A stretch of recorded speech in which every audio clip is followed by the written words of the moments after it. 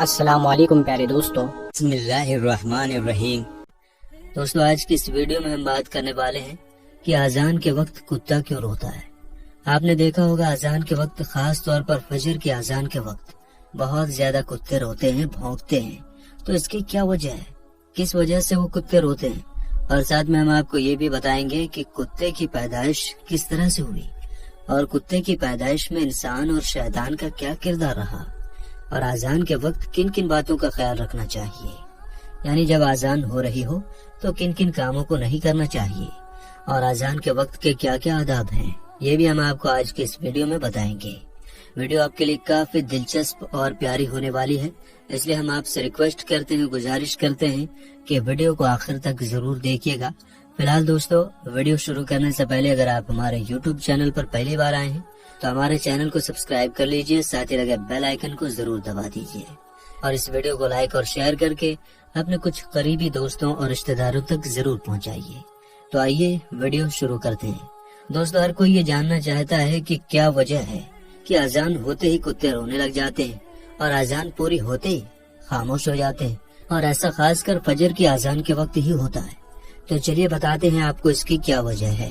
اللہ تعالیٰ نے جانوروں کے اندر ایک ایسی طاقت عطا فرمائی ہے جو ہم انسانوں کو نہیں دی ہے، جبکہ اللہ تعالیٰ نے انسانوں کو اشرف المخلوقات بنایا ہے، یعنی کہ تمام مخلوقات میں سب سے بہتر بنایا ہے، لیکن اللہ تعالیٰ نے انسانوں کو وہ طاقت نہیں دی جس سے وہ آسمانوں یا پھر چلتے پھرتے شیطان بلاؤں یا پھر مصیبتوں کو دیکھ سکے، لیکن یہ جانور انہیں دیکھ سکتے ہیں۔ وہ بے زبان ہونے کی وجہ سے انسانوں کو نہیں بتا سکتے، لہٰذا وہ ایسی آوازیں نکال کر انسانوں کو خبر کرنے کی کوشش کرتے ہیں۔ تو جیسے ہی اذان شروع ہوتی ہے، خاص کر فجر کی اذان، تو جتنے بھی شیطان اور بلائیں ہوتے ہیں وہ رات کے وقت زیادہ نکلتے ہیں، اور اذان کی آواز سنتے ہی وہ تمام شیطان اور بلائیں وہاں سے بھاگنا شروع کر دیتے ہیں۔ یہ دیکھتے ہی کتے رونے جیسی آواز نکالنا شروع کر دیتے ہیں۔ کتا جب کسی علاقے میں بہت زیادہ روتا ہے، اور اگر کچھ ہی دنوں میں اس علاقے میں کسی کا انتقال ہو جاتا ہے، تو اس سے لوگ اسے منحوس سمجھ کر بھگا دیتے ہیں۔ وہ بے زبان منحوس نہیں ہوتا، بلکہ اسے یہ علم ہوتا ہے کہ اس علاقے میں کوئی مصیبت آنے والی ہے، اور وہ انسان کو آگاہ کرنے کی کوشش کرتا ہے۔ تو آپ سمجھ گئے ہوں گے کہ اذان ہوتے ہی کتا کیوں روتا ہے۔ یہ تو آپ جان ہی چکے کہ رات کے وقت شیطان اور بلائیں نکلتے ہیں، اور صبح کے وقت جب فجر کی اذان ہوتی ہے تو وہ شیطان اور بلائیں بھاگنا شروع کر دیتے ہیں، جن کو دیکھ کر کتے رونے جیسی آواز نکالنا شروع کر دیتے ہیں، تاکہ انسانوں کو پتہ چل جائے۔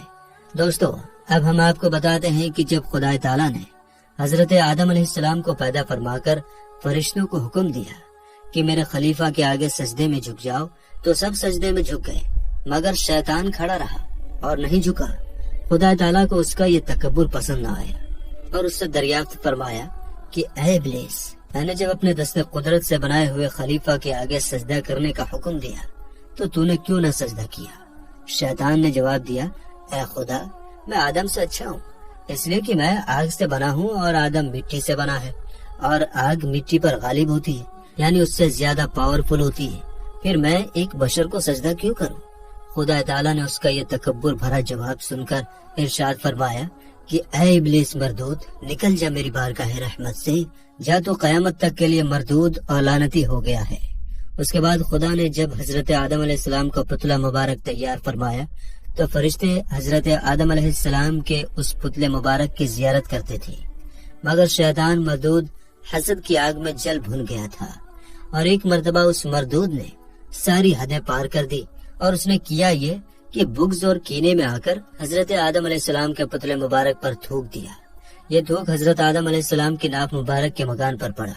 خدا تعالیٰ نے حضرت جبرائیل علیہ السلام کو حکم دیا کہ اس جگہ سے اتنی مٹی نکال کر اس مٹی کا کتا بنا دو۔ چنانچہ اس شیطانی تھوک سے ملی ہوئی مٹی کا کتا بنا دیا گیا۔ یہ کتا آدمی سے مانوس اس لیے ہے کیونکہ مٹی حضرت آدم علیہ السلام کی ہے، اور پلید اس لیے ہے، یعنی ناپاک اس لیے ہے کہ تھوک شیطان کا ہے، اور رات کو جاگتا اس لیے ہے کہ ہاتھ اس پر جبرائیل علیہ السلام کے لگے ہوئے ہیں۔ شیطان کے تھوکنے سے حضرت آدم علیہ السلام کا کچھ نہیں بگڑا، بلکہ مقام ناف شکم کی وجہ سے زینت بن گیا۔ اسی طرح اللہ والوں کی بارگاہ میں گستاخی کرنے سے ان اللہ والوں کا کچھ نہیں بگڑتا، بلکہ ان کی شان اور بھی چمکتی ہے، اور یہ بھی معلوم ہوا کہ اللہ والوں کو حسد اور نفرت کی نگاہ سے دیکھنا شیطانی کام ہے۔ تو میرے دوستو، اب آپ سمجھ چکے ہوں گے کہ کتے کی پیدائش آخر کیسے ہوئی، اور کتے کی پیدائش میں انسان کے ناف کا کیا کردار تھا، اور شیطانی تھوک کا بھی کیا کردار تھا۔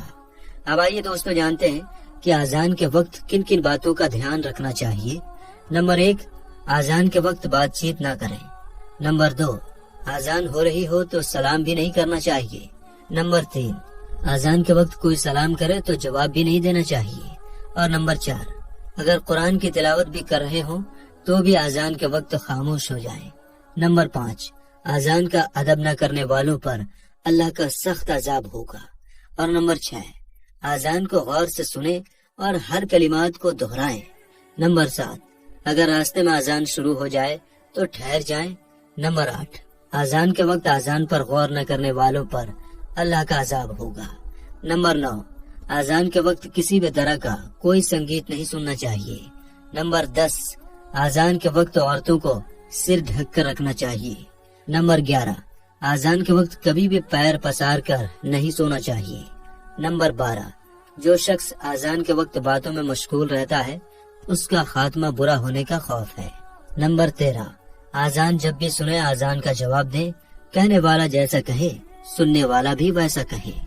نمبر 14، جب مؤذن اشہد ان محمد رسول اللہ کہے تو سننے والا انگوٹھے کا بوسہ لے کر آنکھوں کو لگائے۔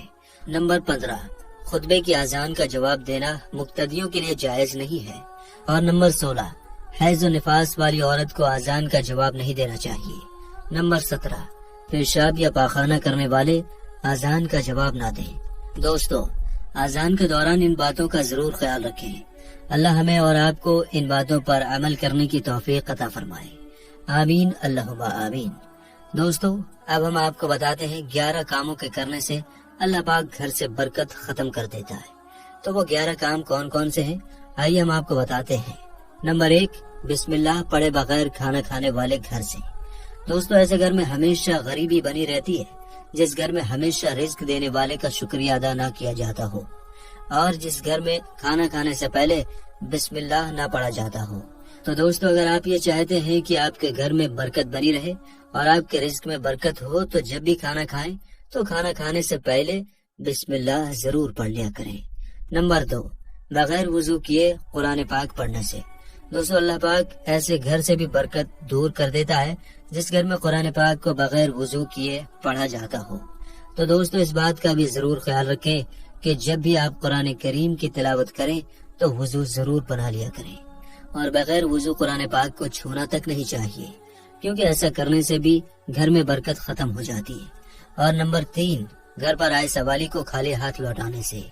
دوستو، اس بات کا بھی ضرور دھیان رکھیں کہ آپ کے گھر جب بھی کوئی سوالی آئے، یعنی کوئی مانگنے والا آئے، تو اسے آپ کچھ نہ کچھ ضرور دیں، اس کو خالی ہاتھ نہ لوٹائیں۔ اور اگر آپ اس کو خالی ہاتھ لوٹا دیتے ہیں، اگر اس کے منہ سے آپ کے لیے کوئی بد دعا نکل گئی تو آپ کا گھر تباہ و برباد ہو جائے گا۔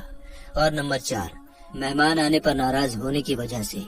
دوستو، اسلام میں مہمان کا مرتبہ بہت اونچا ہے، اور مہمان کی خدمت کرنے کی وجہ سے ہی پیارے نبی صلی اللہ تعالی علیہ وسلم نے فرمایا ہے کہ مہمان کی خدمت ضرور کریں۔ تو آپ اس بات کا بھی ضرور دھیان رکھیں کہ آپ کے گھر میں جب بھی کوئی مہمان آئے تو آپ اس کی خدمت دل سے کریں، اور آپ اس کو خوش کر کے ہی گھر سے ودا کریں۔ مہمان کو ناراض کرنے والے گھر سے اللہ پاک برکت ختم کر دیتا ہے۔